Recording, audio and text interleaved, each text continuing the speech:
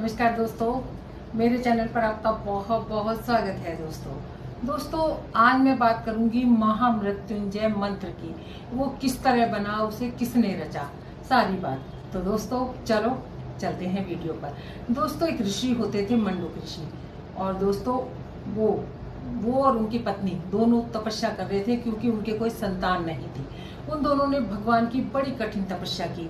भगवान शिव जी उनकी तपस्या से खुश होकर प्रकट हुए, तो उन्होंने वरदान मांगा कि हमें संतान दो।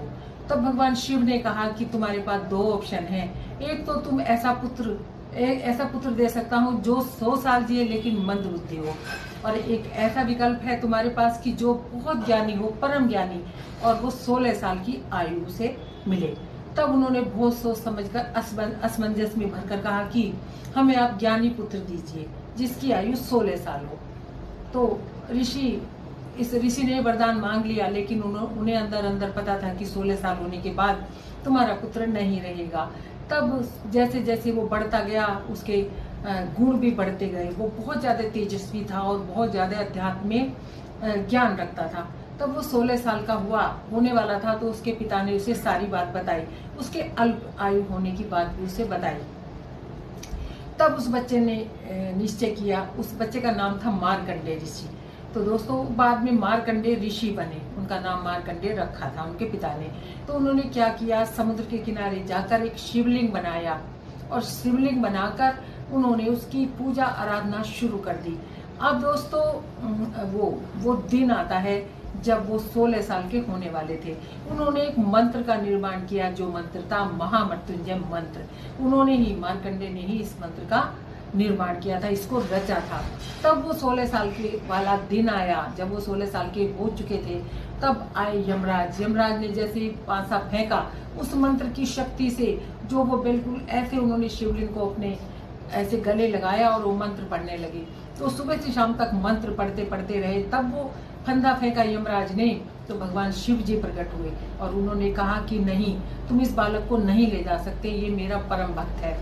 इस तरह से उनकी जान बची और उन्हें अमरता का वरदान मिला। कहते हैं वो भी चिरंजीवी हैं, वो भी अमर हैं, मार्कंडेय ऋषि। इस तरह हुआ महामृत्युंजय मंत्र की रचना।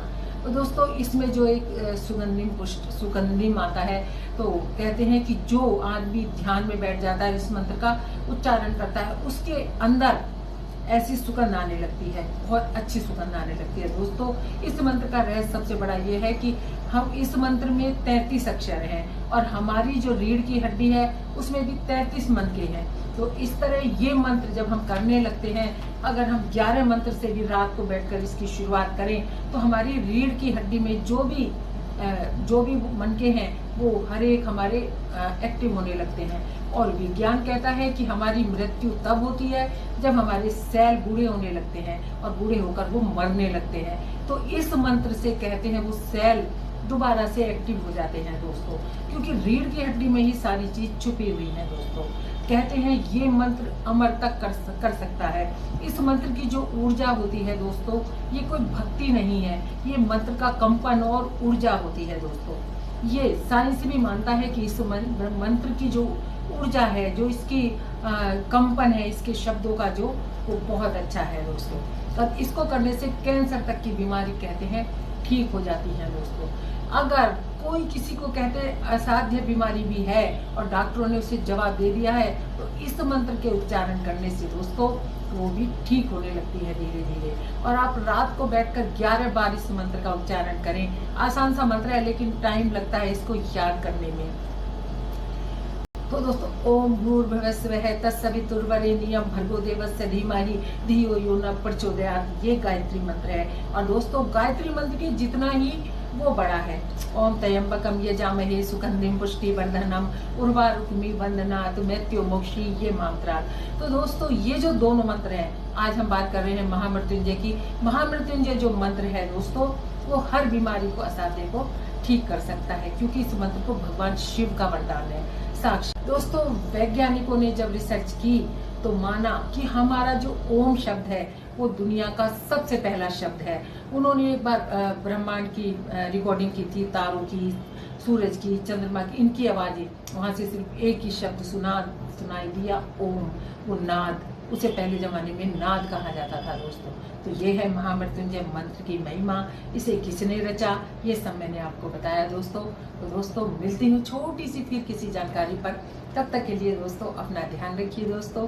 धन्यवाद दोस्तों। और जिसको भी कोई बीमारी है, वो 11 मंत्र, असाध्याय बीमारी, जो जिसका डॉक्टर ने कहा है कोई उपाय नहीं है, रात को 11 बार इस मंत्र का उच्चारण करें, सोती बार, बिस्तर पर बैठकर हाथ मुंह धोकर। कहते हैं कुछ दिनों बाद ही आपको इसका असर दिखने लगता है दोस्तों। वैसे तो 108 बार कहते हैं, लेकिन 11 मंत्र से भी हम शुरू कर सकते हैं। तो दोस्तों मिलती हूँ फिर जानकारी पर, बताइएगा वीडियो अच्छी लगी तो दोस्तों। धन्यवाद।